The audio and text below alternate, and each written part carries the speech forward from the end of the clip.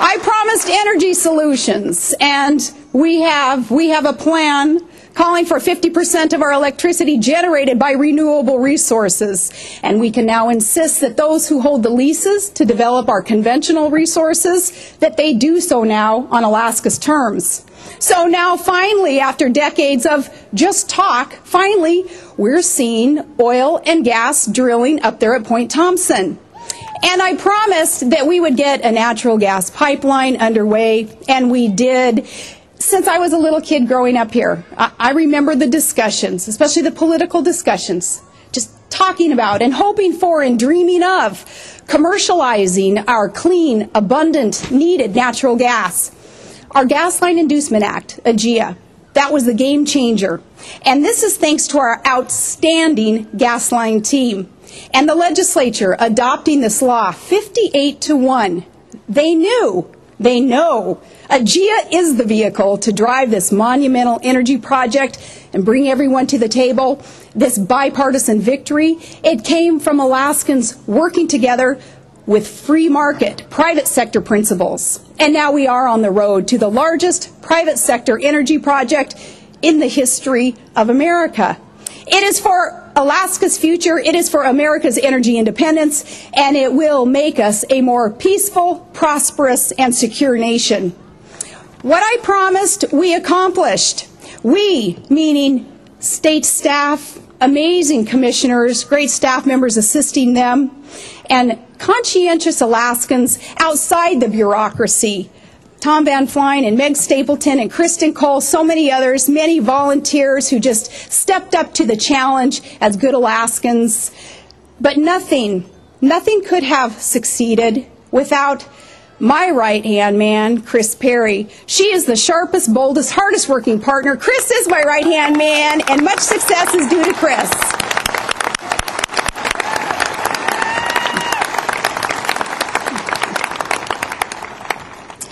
So much success. And Alaska, there is much good in store further down the road. But to reach it, we must value and live the optimistic, pioneering spirit that made the state proud and free. And we can resist enslavement to big central government that crushes hope and opportunity. Be wary of accepting government largesse. It doesn't come free, and often accepting it takes away everything that is free. Melting into Washington's powerful, caretaking arms will just suck incentive to work hard and chart our own course right out of us. And that not only contributes to an unstable economy and dizzying national debt, but it does make us less free. I resisted the stimulus package.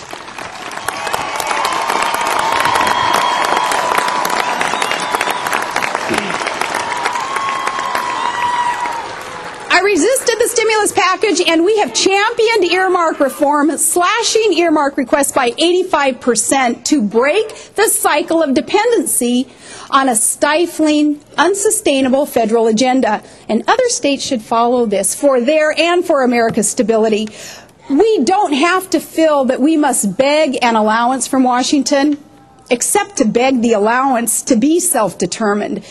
See, to be self-sufficient, Alaska must be allowed to develop, to drill and build and climb, to fulfill statehood's promise. At statehood, we knew this.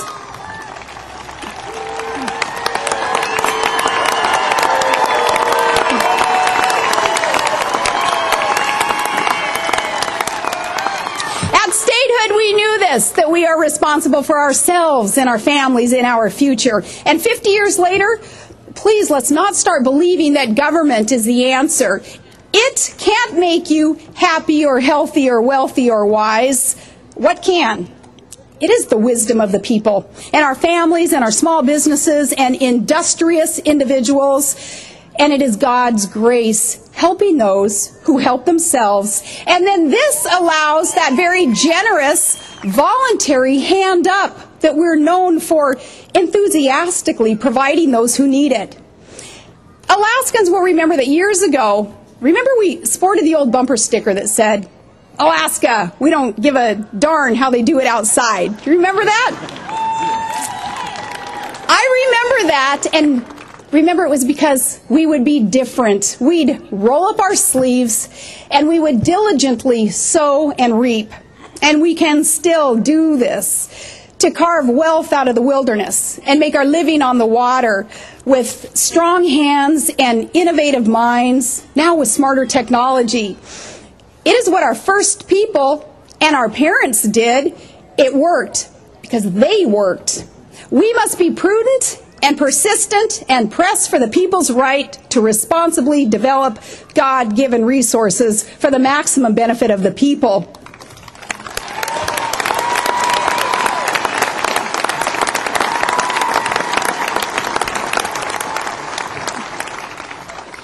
And we have come so far in just 50 years. We're no longer a frontier outpost on the periphery of the world's greatest nation.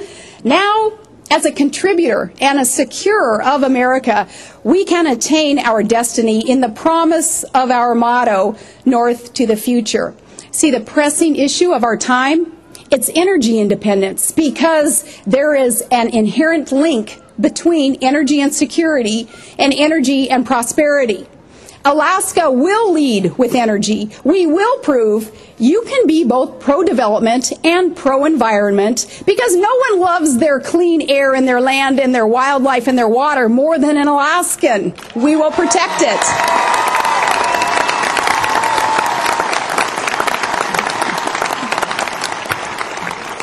Yes, America must look north to the future for security, for energy independence, and for our strategic location on the globe. Alaska is the gatekeeper of the continent. So we are here today at a changing of the guard. Now, people who know me, and they know how much I love this state, some still are choosing not to hear why I made the decision to chart a new course to advance the state. And it should be so obvious to you.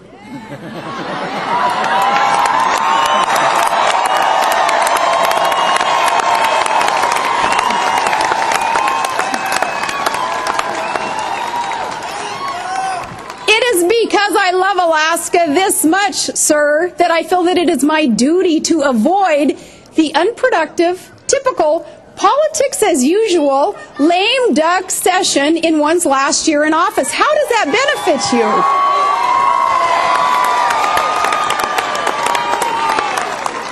Now, with this decision now, I will be able to fight even harder for you, for what is right and for truth.